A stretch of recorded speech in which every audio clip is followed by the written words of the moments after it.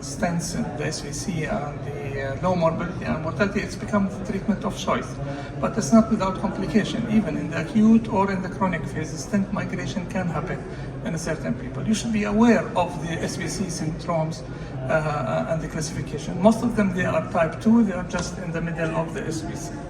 What are the complications of migrated SVC stent? 4 major complications: thrombosis, embolism, and injury to the wall. But the most dangerous one when it starts to do arrhythmias and sometimes cardiac arrest. Treatment can be done endovascular, open, or sometimes just conservative. I'll show you this case. I'll show you 2 cases of SVC migration that we snapped in the different ways.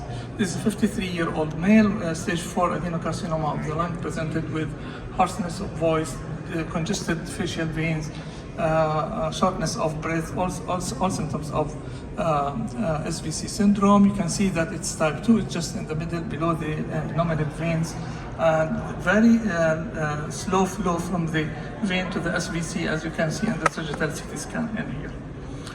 The approach in this case was done through an internal jugular, trying to put a closed cell design. So the patient, after the MDC decision for endovascular treatment with a stent, was done through the right internal jugular vein, trying to use like a 7 or 8 sheet, and the first choice was for us, which was not right, a closed cell design of 14 millimeter.